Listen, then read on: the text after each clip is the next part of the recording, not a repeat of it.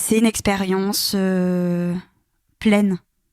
Et en fait, j'ai pas envie de la décrire dans une binarité des émotions positives et négatives ou du difficile et du facile. C'est tout un spectre. Et le difficile devient magique, la beauté devient difficile et profonde. Et en fait, c'est ça qui se passe. Bonjour et bienvenue dans le Canvas, l'émission des rencontres au sommet. Dans ce nouvel épisode, je reçois Camille de Denise, une artiste plasticienne franco-autrichienne qui travaille notamment sur les glaciers et leur représentation. Quand j'ai échangé avec Camille, elle m'a non seulement raconté sa philosophie et sa vision de la nature, existe-t-elle seulement cette nature ? Mais elle m'a aussi fait voyager sur un voilier, direction le Svalbard. Elle manie les mots à ravir, je me débrouille pour fabriquer et triturer les sons. Et comme vous savez que le Canvas, c'est surtout de la contemplation et de l'anti-performance, on a décidé de vous proposer une forme de récit pour vous offrir un voyage à travers les mers du Nord et de la Norvège. Direction les terres des ours polaires, depuis votre canapé. Les sons d'ambiance ont été confiés par Camille pour le plus grand bonheur de vos oreilles et j'ai composé les musiques. Bonne écoute et n'oubliez pas, pour soutenir le podcast, abonnez-vous sur votre chaîne préférée, laissez un commentaire et surtout, partagez cet épisode autour de vous.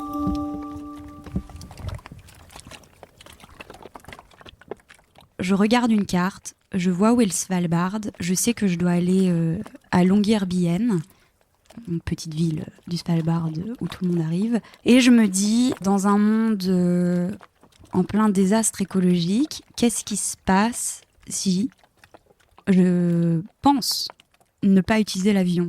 Comment ? Et je me dis, si la voie des airs est enlevée, qu'est-ce qui nous reste ? Eh bien, il nous reste la mer.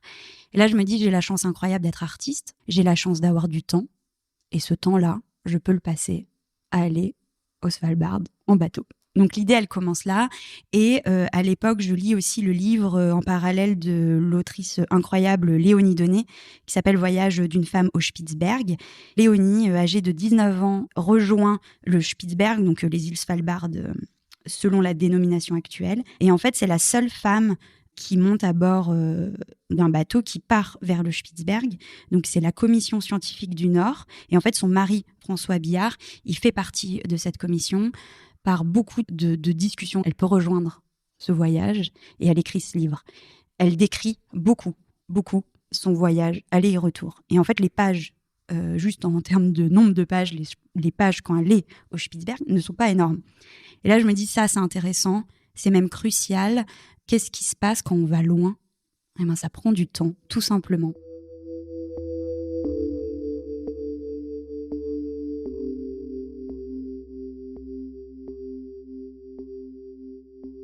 Je devais partir début avril. Moi, je suis pas du tout de la mer. Peut-être que cette naïveté, d'ailleurs, m'a portée. Et je commence à contacter tous les gens que je connais, de proche ou de loin, qui pourraient m'aider d'une manière ou de l'autre. Donc là, c'est énormément d'interactions, de discussions, aussi beaucoup par Internet. Et je contacte des gens par Instagram qui sont sur des bateaux et qui me disent de contacter d'autres bateaux qui font la traversée à cette époque de l'année. Et là, c'est beaucoup de recherches. Et pas mal de marins me disent que début avril, la traversée est compliquée puisque les glaces sont encore bien présentes. De Tromsø, donc le nord de la Norvège continentale, au Svalbard. Et là, je sais pas pourquoi, je me dis que on va quand même continuer de chercher et qu'au pire, je prendrai un avion.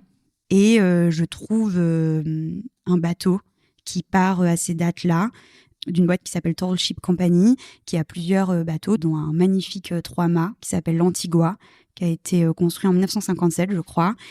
Et ce bateau, donc je leur écrit, ils sont très touchés par mon projet artistique et mon approche, et ils montent ce voilier au Svalbard début avril pour faire leur saison en fait là-haut, depuis les Pays-Bas. Et ils m'accueillent à bord. Je suis en train de manger un peu, là, une banane et quelques amandes. On part dans 3/4 d'heure, 1 heure. Il est 10 heures du soir, il fait nuit, lune noire. La mer est noire et sombre. On vient d'avoir donc le brief du capitaine et toutes les mesures de sécurité et l'organisation. Voilà, j'ai un peu l'appréhension. Je flippe un peu là, mais ça va. Je me remplis le ventre.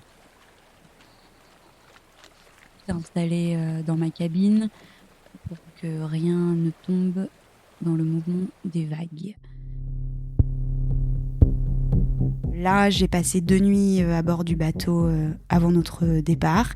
Un des soirs, le capitaine a dit qu'on allait partir pour éviter le plus gros d'une tempête. Donc on est parti de nuit à 11h le soir. Je me souviens, le bateau qui quitte le port. Je suis à bord d'un très gros bateau. Pour la première fois, je suis avec un équipage que je ne connais pas, en qui je place ma confiance.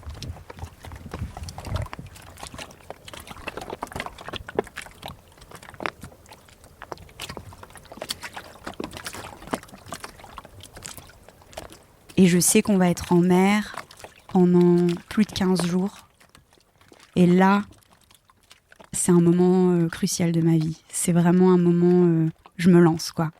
On est de nuit, je sais que je vais être malade à bord, forcément, que la traversée va être longue. Je pars avec des inconnus et je vais vraiment au nord, chercher les glaciers, les voir. Et là, je suis très émue dans le départ. C'est le début d'une très grande aventure.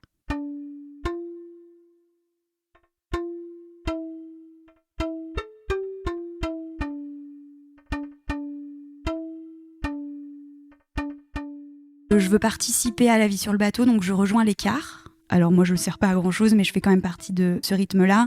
Mes cars sont de 4h à 8h, tous les matins et tous les après-midi. Dès le départ, il y a ce rythme très étrange qui se met en place, qui n'est plus jour-nuit, mais qui est 4-8.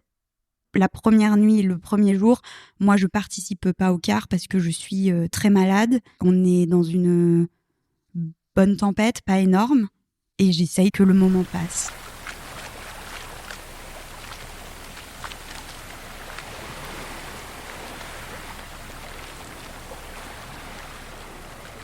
Il y a quelqu'un qui prend soin de moi, je bois beaucoup d'eau avec du gingembre, je prends un peu d'huile essentielle de menthe poivrée, je vomis un peu, je ne dors pas, c'est difficile. Je suis qu'avec des inconnus. Et là, mon mantra pendant ces moments difficiles, qui se présente en anglais, c'est « You can do hard things ». C'est-à-dire, tu peux faire des choses difficiles. Et ce mantra me suit dans cette expédition, dans tous les moments difficiles. Je peux faire des choses difficiles. Et c'était très difficile les premiers jours. Et au bout du 3e jour, je pense, de manière poétique et un peu romantique, on pourrait dire, la mer m'a accepté, j'ai accepté la mer, je ne sais pas. Mais en tout cas, c'est ce qu'on dit, à un moment, le mal de mer passe, les choses s'apaisent, on se dit qu'on est vivant.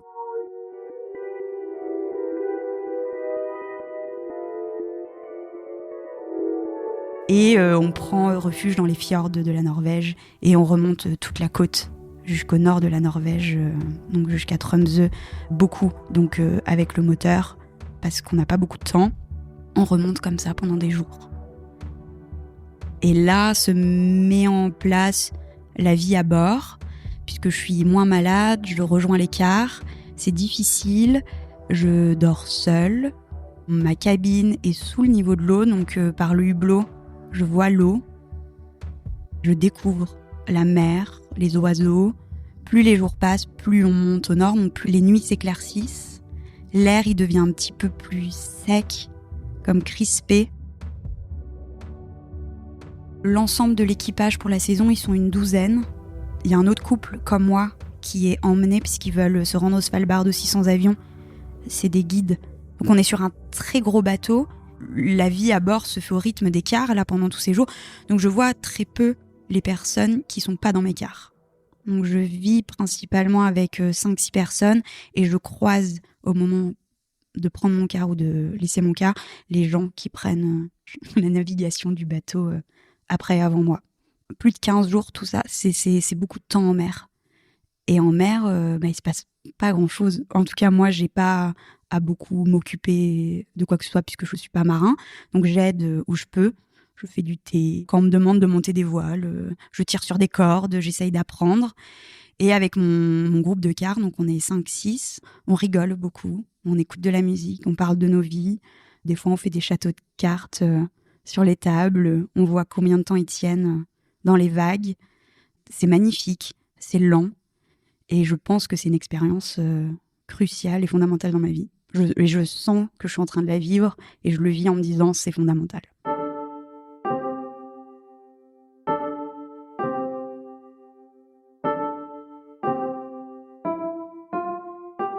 Alors c'est étrange parce que déjà pour moi c'est nouveau, donc forcément profondément singulier.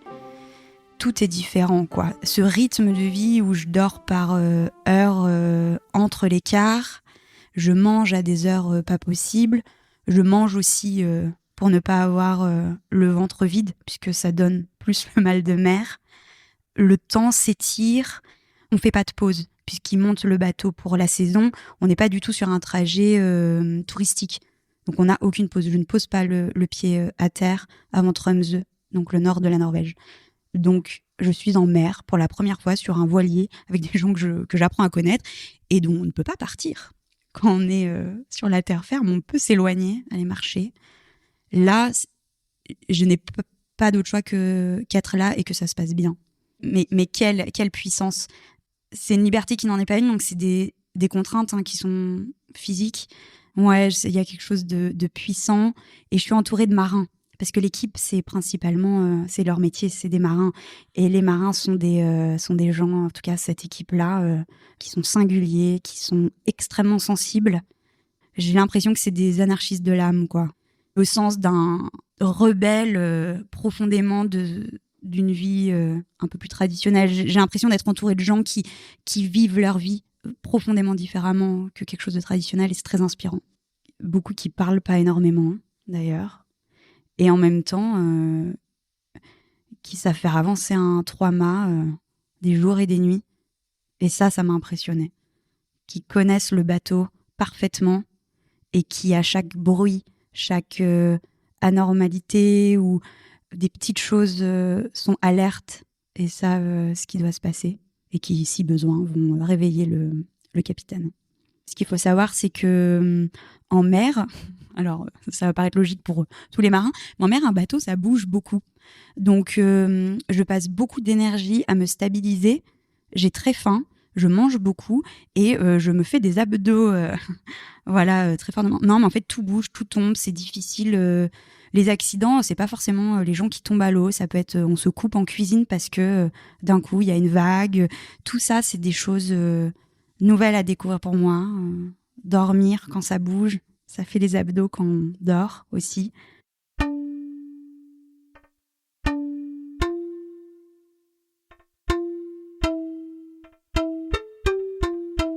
Moi, je me sens pas prisonnière. J'ai pas vraiment cette sensation de me dire faut que je m'échappe, faut que je sorte, faut que j'aille marcher, faut que je m'éloigne de ces gens. J'ai pu me sentir tendue à des moments, épuisée dans la nuit, 3h50 du matin. Je sais même plus si j'avais mangé. On me demande de tirer sur des cordes mouillées, pleines de neige pour lever des voiles. Et puis l'eau qui s'infiltre dans les manches, qui me remonte le dos. Et là, je me dis, mais c'est dur, mais qu'est-ce que... C'est difficile en fait pour moi. Je vis quelque chose qui est physiquement et psychiquement difficile. Je sais que le 8e jour est difficile. Il est difficile comme le 8e jour de ma dernière retraite de méditation que j'ai fait l'été d'avant. Et là, même difficulté. Je commence à connaître ce rythme du 8e jour. C'est difficile en lien avec les autres. C'est difficile, fatigué. Je pense que j'ai donné ma première pulsion d'énergie sur les premiers jours. J'ai été malade. Et le 8e jour, je sais que ça va être encore long. Je suis fatiguée. Les autres m'embêtent. Je les trouve bêtes. Je veux pas qu'ils me parlent, mais je veux pas être seule. Il est 12h40. Je suis dans ma cabine. On vient d'arrêter le moteur du bateau, donc maintenant on n'a que les voiles parce que donc dehors il neige, il y a énormément de brouillard, donc on a très peu de visibilité, et du coup on a besoin d'aller lentement pour éviter les blocs de glace qui sont magnifiques. Là, dans ma cabine, donc qui est au-dessous du niveau de l'eau, on entend l'eau sur le bateau, les mouvements. On s'arrête à Tromsø, dans le nord de la Norvège continentale. Pendant 1 ou 2 nuits, en fait, on attend une fenêtre météo pour faire la traversée qui va durer environ 3 jours pour arriver au Svalbard. Donc là, il y a quelques personnes de l'équipage qui réparent une voile, qui la recousent au port, et on attend que le capitaine nous dise quand on part. Et il y a un moment où il nous dit que ça va être le moment. Et là, je sais que c'est une grosse traversée qui va être difficile parce qu'elle est très mouvementée à cette période de l'année, qu'il va y avoir des glaces. Je ne sais pas à quoi m'attendre. Moi, j'ai peur. Pas peur qu'on coule ou qu'on ait un accident, mais c'est vraiment, je continue l'aventure dans l'inconnu. On traverse et à un moment, les glaces, les premiers icebergs.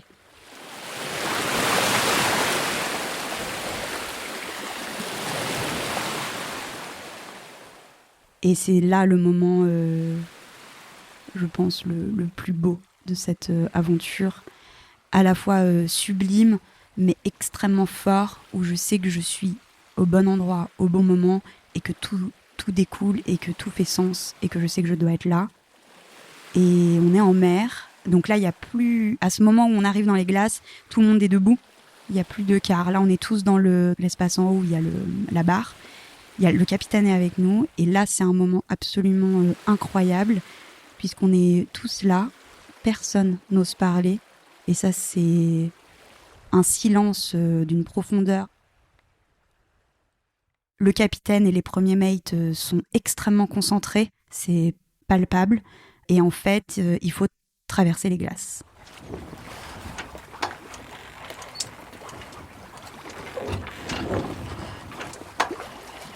Les icebergs, on ne connaît pas leur profondeur, donc aller les cogner, ce n'est pas ce qu'il y a de mieux pour le bateau, bien évidemment. Mais du coup, il y a cette grande émotion où il commence à y avoir des petits icebergs de plus en plus grands. Il faut traverser ensuite ces glaces pour arriver à Longyearbyen. Au moment où on a le signal radar des glaces, les glaces, elles ont bougé. Donc à la fin, le capitaine m'explique qu'on ne peut pas vraiment trop se fier à ça, mais on se base quand même là-dessus. On est à la barre, là, autour. Tout le monde est là parce que c'est absolument magnifique. Et dans ce silence, il y a des bruits de la glace qui cogne le bateau, qui prend un peu la glace. Donc ça fait une énorme résonance.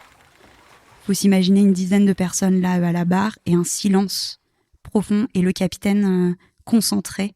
On sait que là, il faut vraiment rien dire et suivre. Donc à la fois c'est magnifique et puis à la fois très impressionnant. Et on attend. Et on passe les glaces. Il y a beaucoup d'oiseaux dans les mâts. Je suis sur le pont du bateau Tilvera. Dans la nuit, je fais mon quart. Et moi je vérifie que tout va bien. Et autour, et je regarde... si on aperçoit par chance un ours polaire.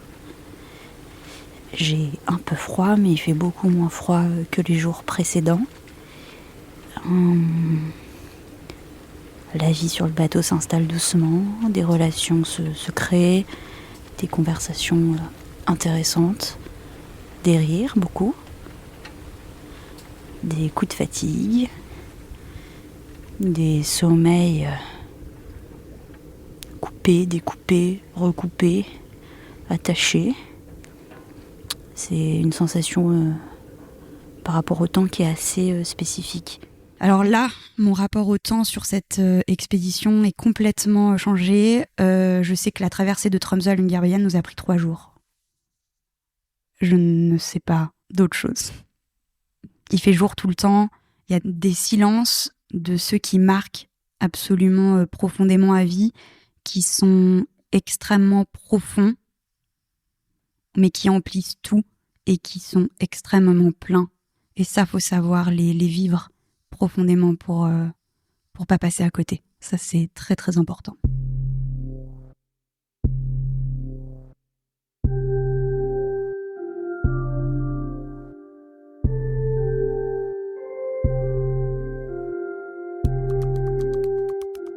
Quand j'arrive au Svalbard, On arrive un matin.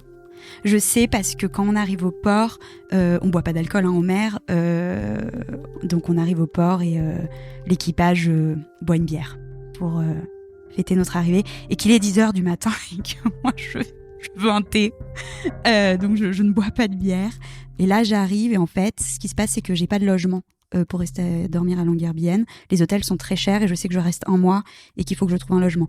Donc en fait moi je sais que l'aventure elle commence, même si elle a déjà commencé, mais l'aventure au Svalbard commence. Donc je me sens heureuse d'être arrivée, de l'avoir fait, de dire à mes amis et ma famille, je suis arrivée, je l'ai fait. On est tous très contents. Il y a quelque chose de très collectif qui se joue à ce moment-là. On est quand même un équipage, on vient de passer de nombreux jours en mer ensemble. Il y a cette première bière à bord, et puis après le soir, on va faire la fête dans un bar. Et j'ai pratiquement immédiatement donc le mal de terre, merveilleux le mal de terre, donc des nausées. C'est difficile physiquement, il fait froid, mais je suis pas frigorifiée. Et là, mon objectif, c'est de trouver un endroit où dormir le plus rapidement possible pour mon mois, puisque je suis solo et que j'organise mon expédition comme je l'entends. Je ne veux pas dormir dans un hôtel, à la fois parce que c'est trop cher et à la fois parce que je ne veux pas être dans une sphère touristique, mais je veux vraiment rentrer dans une sphère plus locale ou avec des gens qui restent plus longtemps. Donc je demande au capitaine de rester 2-3 nuits de plus sur le bateau. Et là, je rencontre les gens, je vais parler à tout le monde. À ce moment-là, tout Longyearbyen doit savoir que je cherche une chambre où me loger. Et là, en fait, quand j'arrive à Longyearbyen, c'est mon objectif de trouver un espace pour le mois qui arrive.